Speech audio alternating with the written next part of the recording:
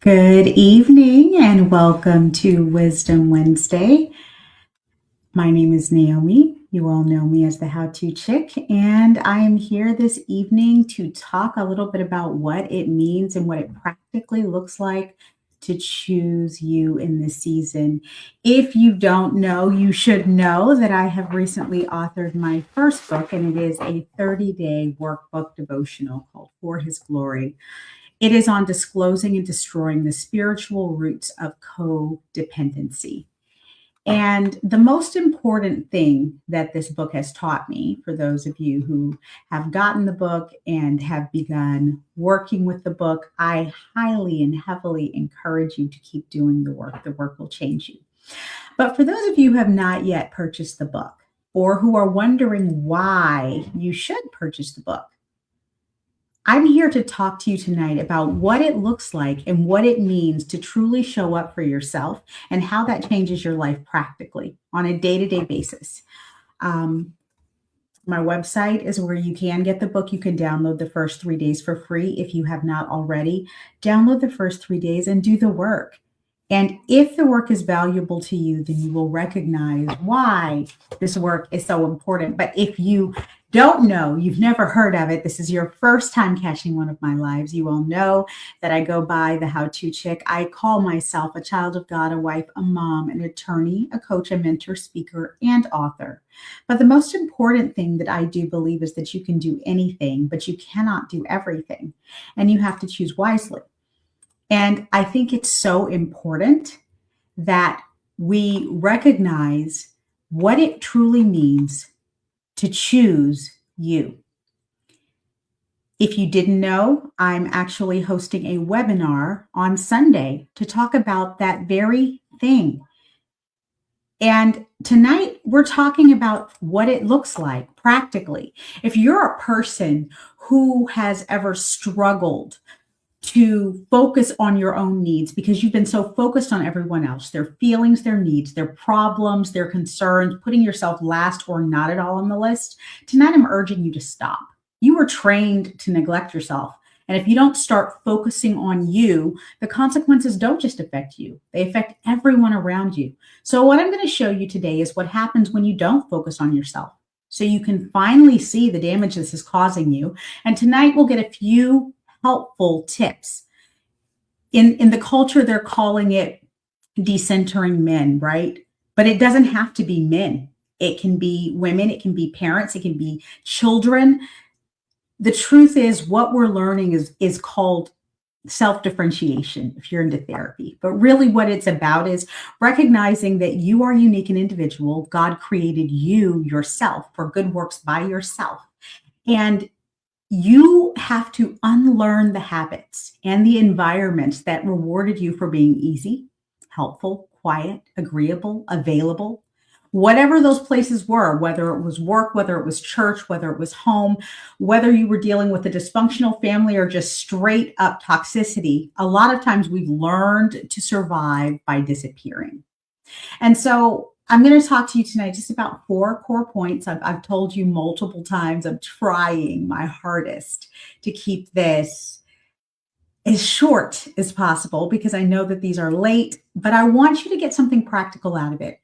Number 1, when you keep giving while neglecting your needs, what you're truly saying is that you've learned that your value comes from what you give, not who you are. And you become an emotional caretaker, a fixer, a person who people pleases because you cannot handle conflict. And what that does to you is causes you to minimize your needs to the point where you feel selfish for wanting, desiring, or prioritizing anything for your life. And then you wonder why year after year, you're creating vision boards, you have goals, you want the relationship, you want the big job, you want the degree, you want to move, right? You have an entire vision of your life that looks nothing like the life you're leading, and you don't know why. The why is you have never learned to differentiate yourself. You keep pouring out onto others without taking any time to evaluate. This is loaning yourself. It's overgiving at the expense of recognizing who you are and what you want. And right now, I just want you to ask yourself this. If you stop doing everything that you do for everyone else, who would you be the most afraid to disappoint? Think about it, write it down. You don't have to answer live, but you can. You can drop it in the comments. The second thing is you forget who you really are because you functioned in this manner for so long. If someone asks you, what do you want? What are your goals? What are your desires in this season? I know I do that with my direct reports. I bring them in a couple of times a year and we talk about it. We're like, what are your goals for this year? If you have not thought about it in so long, if when you think about the last goal that you set, it seems like an unattainable dream or you go completely blank, you've succumbed to this situation of functioning so much and adapting so often that you lose track of your preferences, even your opinions. And that's a really dangerous place to be. You get fine, you get to the place where you're fine with anything. It keeps the peace, yes, but it erases you. Your identity can get buried when you focus your life on living for other people. So I want you to ask yourself this. When is the last time you chose to do something just because you wanted it? Not a spouse, not a child, not a friend, not your cousin, not your boss, something that you truly wanted to do and you chose to do it, even if it inconvenienced someone else. Think about it.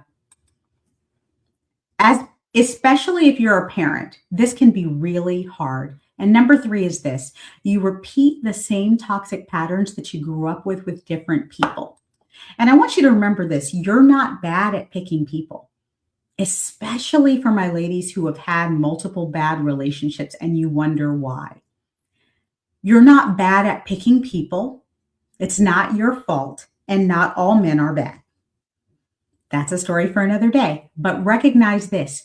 Your system is calibrated to what you grew up in. You have learned self-erasure so well that you are attracting people who need people pleasers, people who are not going to support your growth, and people who are with you for what they can get because your system is calibrated to how you grew up. So you're not bad at picking people. Chaos can feel familiar and healthy can feel very suspicious if you have not done your work. And you will tolerate in relationships things you would never, ever tolerate with your friends and your loved ones because it feels safe. You explain disrespect, you overwork for crumbs, you stay in relationships too long, you compensate for people, and familiar does not mean safe. I really need you to absorb this tonight. Familiar does not mean safe. So, gut check question number 3. What behavior do you call love that's really control, guilt, or obligation? Whatever it is, again, you can post it in the chat or you cannot post it in the chat. This is entirely up to you. But there are things that we do and ways that we show up that we know erases who we are. It's not even something we desire to do, that we're really doing it to control someone else out of guilt, or we're doing it to people please. We feel as though we have an obligation. And our last one tonight, years pass and nothing changes. And this is a hard one because I need you to understand this. Our patterns repeat. There's a scripture that I love that I quote to my kids all the time. And the reason for it is because there is a but. It says the sins of the father will go to the 3rd and the 4th generations of those that hate me. And this is a God talking. And he says, but I will show mercy to the 1st generation of those who love me and keep my commandments. Time keeps moving. The way that we show up is the way that our children learn to show up. The relationships that we have in many cases become the relationships that they have. And that is why healing is so important, because if we do not heal, we perpetuate cycles of unhealthy behavior. We perpetuate cycles of toxic relationships, and we allow our family to become as stuck as we, in many cases, have chosen to be. Because the tools are there and they are available, but the work is hard. So The gut check question for number 4 is really simple. You've been in survival instead of building a life, and you can see that because you are waking up to realize you've been running in place and nothing that you thought you were going to have has, I hate to use the word manifested, but what I want to really explain is there is a difference between a dream, a desire, like something we see. We watch television, we scroll social media, we see the way people are living. Oh, I want that car. Oh, I want a house like that. Oh, I want to live in Malibu. Oh, I want this. There is a difference between a dream and a goal. And for many of us, where we get stuck is in making the decisions that allow us to move into our life. We may not end up in a mansion in Malibu driving a G-Wagon, and that's okay.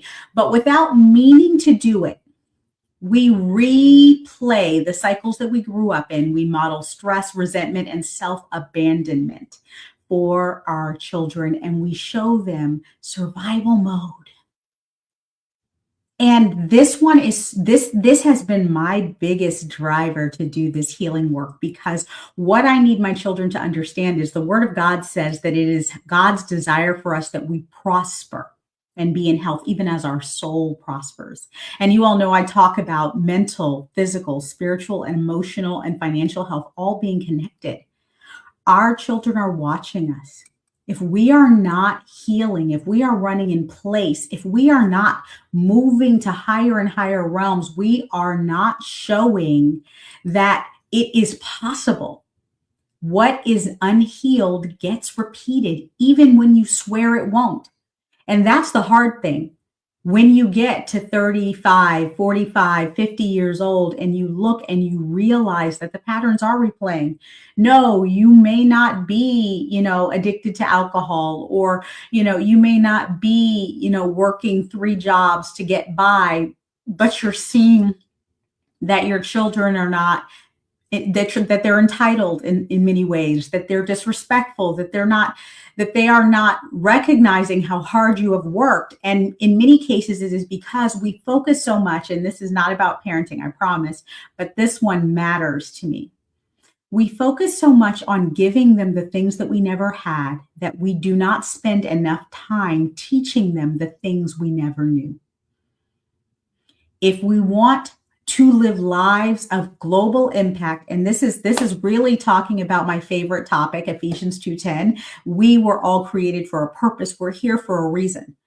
So we can make millions of dollars a year and live a life that on paper looks wonderful, but if we're not walking in our purpose, we have failed the assignment. And so when we're talking about our children and the legacy that we're leaving, are we showing them what it looks like to walk in a healed place? To live a life where what we believe becomes sight. Because faith, belief comes before we see what we want to see in our lives. And if we are not, how do we get there? And I'll tell you, because I said I was going to be quick tonight. Y'all, I'm sorry. What is unhealed gets repeated, even when we try our hardest not to make it happen. So the gut check question for number 4 is, if nothing changes, are you happy with where you are right now? What your life looks like at this moment? And is this what you would want your children to model at this age or even younger? If the answer to that is no, it's time to recognize that self-differentiation, showing up for yourself, is key. And so when you're dealing with, for example, people who trigger you, you can't let emotions have the steering wheel.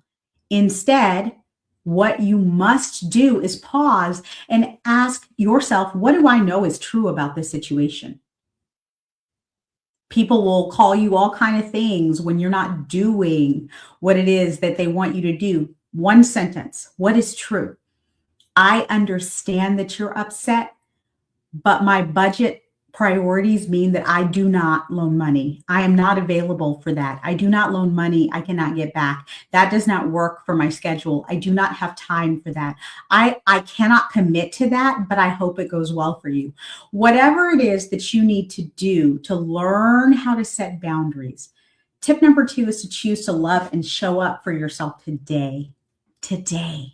Just put one thing on your calendar that serves you and treat it like an appointment, not a hobby.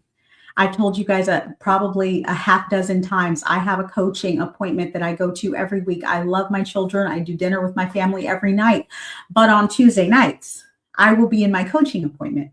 And on Friday afternoons, I will be in my therapy appointment. These are calendar, these are appointments that I keep because it is an investment in my life. It's not a hobby. Sometimes it's not that fun. Sometimes it's like toe stomping time, but it's part of my commitment to show up as my best self for me. And when I do that, it makes a big impact in my life and my family. So start small, whatever it is, a grief group, a girls' night, a date night. Love is not just what you give away, it's what you protect. Weed your garden, reduce access to people who drain you. Learn to set the boundaries and grieve. It's okay. It's okay if you have boundary stompers in your life and you have found this so difficult to do. It is okay to be sad and to grieve who you wish they were, how you wish they could show up. I did a series on acceptance a couple of years ago. I think getting to the place where we recognize who people are and where they are is how we get free. Because sometimes you have to leave them there. You can't drag them into healing with you. So you simply have to love them where they are, but make room for healthier relationships with boundaries. Every toxic attachment you keep charges you interest, and that interest controls your life. So it is so important to stop loaning yourself out.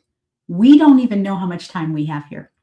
Your needs, they're not too much. You are not too much. Familiar isn't safe, and peacemaking is not the same as peacekeeping. A boundary creates clarity. It is not cruelty. And lastly, you can and you must love people without abandoning yourself. So that's it. If this is hitting home, if you are looking at these gut check questions and thinking to yourself, I didn't realize how much of my life I have given to managing other people's emotions and perceptions of me, I want to invite you to attend a webinar that I'm going to be hosting on this Sunday, February 15th at 5 p.m. We're going to name the pattern clearly. We are going to break the guilt that keeps you stuck. And we're going to give you some real tools, some scripts, and some steps so you can stop performing good and start living whole. So right after this, I want you to do one brave thing for yourself. Go to the website, sign up for the webinar. If you have a friend that you know should be there, sign up. It's 60 minutes to give you some tools to break the yoke that people pleasing has on your life and to allow yourself to show up for you. We're in February now, and this is the time where everyone has forgotten or abandoned their resolutions, but not on my watch. It doesn't matter whether you're 30, 40, 50, or 72. I did not mean to skip the 60s. The 60s are in there too. It doesn't matter how old you are.